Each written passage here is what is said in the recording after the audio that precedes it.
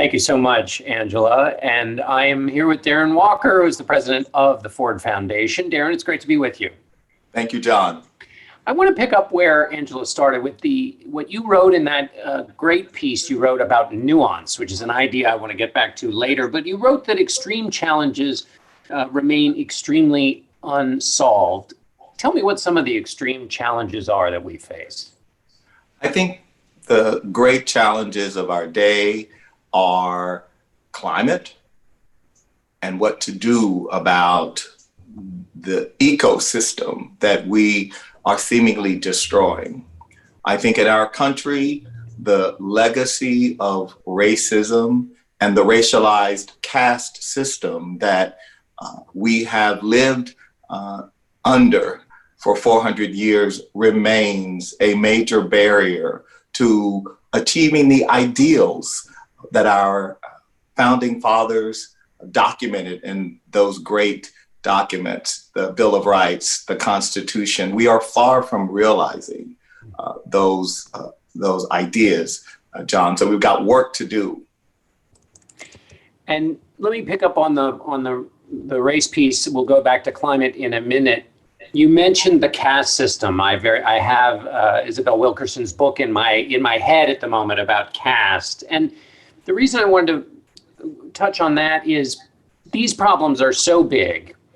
Help me understand how you think about reframing the way we think about them. The idea of caste versus race is one way, it seems to me, that we need to kind of rethink the way we think about these big problems.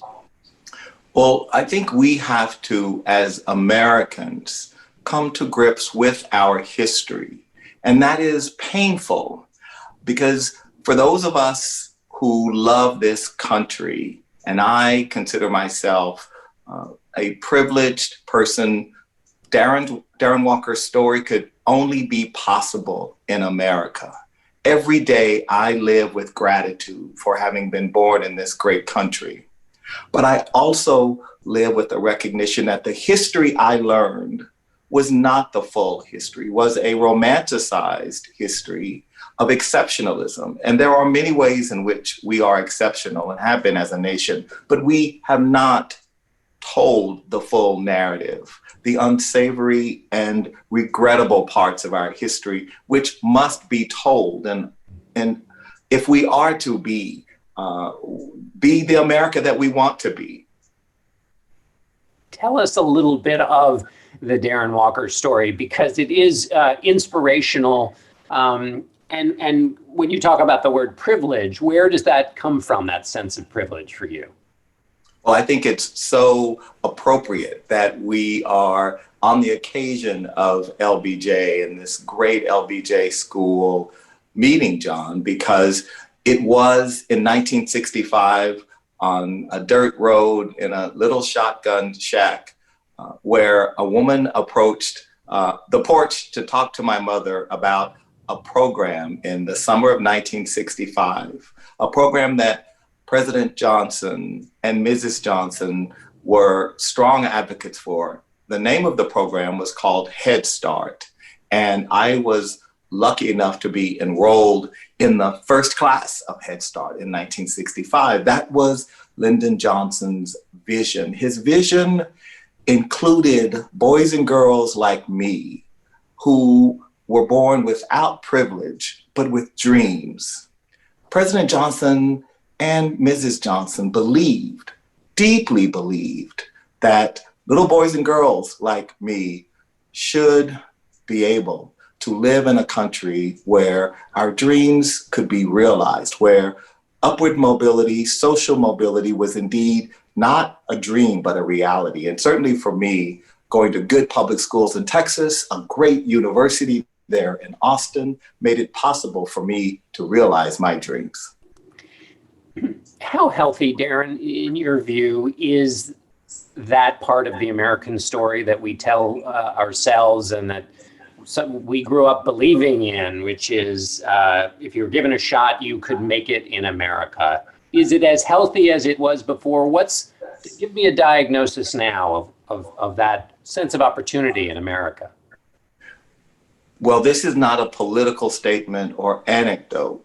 but we are no longer the world's greatest mobility escalator. Indeed, I say that if you want the American dream, you should move to Canada, because the Canadians are delivering on social mobility, on economic mobility at a much greater pace than we are here. So we have work to do. We have lost our edge, the edge that we held. And I believe, as President Johnson believed, that we, in order to be a great country, needed to invest in our public assets, in our human capital, in the public goods that make it possible, and that indeed made it possible for the United States to be the envy of the world. It was the investments in the public assets, the public goods that were the platform for the tremendous growth that we saw in the United States in the 1960s, 70s, and 80s. So if Darren Walker is there with the repair crew to rebuild that mobility escalator that's not running anymore and that maybe has some springs that have been thrown, what are you bringing to the repair job to rebuild those public goods that reinstalls that mobility escalator? I would bring first a commitment to moral leadership, to the idea that our leaders need to step outside of themselves and short-term interests. Indeed, I come back to President Johnson again because he knew that by advocating for the inclusion of African Americans and Latinx and poor people, that he indeed was putting his own political career at risk. He quite famously said that he was, by doing what he was doing, he was going to lose the South politically because he was so committed to racial equality. And so I believe moral leadership, not just in our political class, but in our economic class. We have a problem in this country because we are a democratic capitalist system, but we have forgotten that in a democratic capitalist system, democracy must come first. And we have turned that on its head in our obsession with the private sector having all the answers and the private sector leading. The private sector acts in the interest of the private sector, of its shareholders. It acts to earn money. The public interest has to be advocated for and represented. And if we don't have investment in those public assets, the public interest will not be realized. So it sounds like, if I can look at the component parts of what you're talking about with respect to moral leadership, you're saying put something above self-interest, so the larger public good, the greater good above your self-interest, and also long-term over short-term. Is that a way to think about it in its individual parts? Absolutely, John. We have to think about long-term. Part of the reason we are in the challenge we are in today is because we haven't made the long-term investments in government capacity. We haven't made the long-term investments in education, and in transportation, in housing. We've abandoned our commitment to those areas. How do you make this case in the work that you do, and as you try to motivate and encourage other people to sublimate their self-interest, to think about the greater good in the long term rather than the short term, because so many other cultural forces, I mean, if you want a movie now or a ride somewhere or a box of wine or your food delivered, it all comes instantaneously. Instant gratification has become ever more the part of our culture. How do you break through all the impulses that get us to be extreme and instantaneous to get people to focus on what you've been talking about? Well, I do think that from where I sit in philanthropy, we have a role to play. We have a role to play in contributing to the kind of country we want. And philanthropists have a role to play in addressing these issues you raised. The challenge is that we have philanthropists who continue to think of their work as charity their work as generosity. These are very important impulses. And in fact, Andrew Carnegie in 1889, in his great essay, The Gospel of Wealth, he talked about these issues of charity and generosity and how men like him and Rockefeller needed to give back. But I'm inspired by another person of President Johnson's era, Dr. King, who in 1968 said the following about philanthropy. Philanthropy is commendable, but it should not allow the philanthropist to overlook the economic injustice which makes philanthropy necessary. Yeah. And what Dr. King was saying was the work of philanthropy is not only generosity and charity, but it must also be dignity and justice. Because if we are working towards justice, we are not allowing ourselves to see the injustice, the unfairness in the very systems that produce the inequality that plagues our society today. So what it sounds like you're describing is a framework of thinking, which is that a lot of people sort of send their money and their concern and their attention to kind of the end product of what may very well be a systemic way of behaving that is always going to deliver, that no matter how much you attend to the end result, if you don't attend to the systemic issues that are causing it, you're never really going to get anywhere. And that your thinking needs to change to think more about the systems at the heart of these crises that we're talking about, rather than just the end state. Is that a fair way to think about it? Exactly, John. That is exactly the way to think about it. And the shorthand is, we have said, for those of us who are privileged, and I have lived without privilege and with today great privilege, we say, what do we need to do to give back? How do we give back?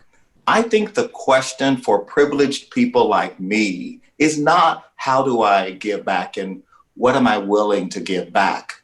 It is what am I willing to give up? Because we privileged people, we people who have benefited from the great bounty of this country, while most Americans have stagnated, most American workers, their wages have stagnated for the last 3 decades. They have been left behind and left out economically. It's part of why we are experiencing the body politic we see today. So we have to ask among the privileged in this country, what are we willing to give up so that America can be America? Right. To get back to that idea of moral leadership, giving up something for a greater good is an act in and of itself that lends value and support for that greater good. Because we are, in essence, by giving something up, you're testifying to the importance of the thing in the end that you're trying to build up. And that's the moral leadership you were talking about. Exactly. Climate. I want to talk to you about climate, and then I want to talk to you about the idea of build back better, which is a phrase that Joe Biden is using, but it existed before the Biden campaign, and it came out of the world of development and philanthropy, and so I want to talk to you about that. But let's talk about climate first. It's such a big issue. How do you help people not get overwhelmed by the size of it, and to help them also realize that if you don't take care of it now, by the time you feel it even more acutely than we do today, it's going to be too late? Well, I think it goes without saying that for those of us who care about the climate, that we are disappointed that the United States has not been able to exert the leadership that is needed from the largest superpower, from the largest economy, which is itself responsible for a disproportionate amount of the carbon, the pollution. It is on us. And I think we as a country have to, as a matter of public policy, engage on this issue. We need the private sector to engage, and we need citizens to engage and recognize that we're going to have to make some hard choices. But we have to understand who's going to be harmed the most by those choices, and put in place the safety net, if you will, the shock absorbers for those people, particularly people in industries like coal production, who are going to be dislocated, if you will have the kind of economic fallout that we need to be preparing for. And I just think that, without the sort of three legs of the stool, public, private, and government working on this together and globally, it's going to be very hard to imagine how we get out of this climate catastrophe. When you talk about leadership, and for somebody who's younger, who's maybe in college or getting out of college, and is thinking about what role they want to play in life, what does leadership mean? How does somebody get a hold? Because when somebody sees you, they think, well, you're a leader. Of course, you know about leadership. But how does one get to be a leader? Is there some guidance you would give to somebody who wants to do more than just look out for their own self-interest, but isn't sure exactly what being a leader really means? I think we've lost something in this country that I deeply troubles me. The idea of leadership, I first learned about as a boy in my junior high school, and leadership was about service. I learned that from listening to John Kennedy, to President Johnson. They talked about service and the idea that service, and certainly public service, was among the most noble pursuits an American could aspire to.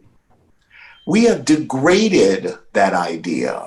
We have degraded the idea, first, of government, which is an abomination that there has been a campaign to discredit government. Government is us, and leadership in government should reflect the most noble ideas, those values of service. So for me, I think, and we need different mechanisms to encourage service, and we need to use the word service. We've lost that in our lexicon. Parents don't tell their children, and particularly wealthy parents, and this isn't an indictment, a generalization, it's a different idea, a different mindset. A generation or two ago, entire swaths of privileged Americans all saw their role not as getting rich or richer, but as serving. It's why we saw some of the great American families working in the State Department, in Foreign Service, working in the various arms of government, because this idea of service was a noble calling. We have lost that job, and we've got to get that back. To whom much is given, much is expected. That Indeed. line of thinking. So while we're on the inspirational frontier, do you have a source of sustenance? You mentioned Dr. King, you mentioned Lyndon Johnson. Sustenance either now for you or something as you were coming up that connected some of these ideas in your own life that inspired you, or a book or a speech or something somebody can turn to if they're in a starter course of becoming a leader and somebody who wants to give back in life? Well, to me as an African American, when I reflect on the history of the descendants of slaves in America, I can only be inspired and optimistic, because these Americans never gave up on their country. And when I think about people like Fannie Lou Hamer and John Lewis and so many others, how is it possible for me not to be inspired, to believe, to commit myself to every day getting up? And I am reminded of the words of my favorite poet, Langston Hughes, who in 1934 wrote a poem Let America be America again. And the first stanza, he says, let America be America again. America never was America to me. But he ends the final stanza by saying, but yet someday America will be. So Langston Hughes was a very angry Black man because he could not realize his dreams, the dreams that other Americans could realize because he was African American. But he believed in America and he was a patriot and he knew and he was committed, while it might not happen in his lifetime, that indeed America would be America. And so when I read those kinds of words, I'm inspired. It gives me reasons for hope. Darren Walker, that's a beautiful way to end with those powerful words and that message. It's been a real pleasure talking to you, and thanks so much for your time. Thank you, John.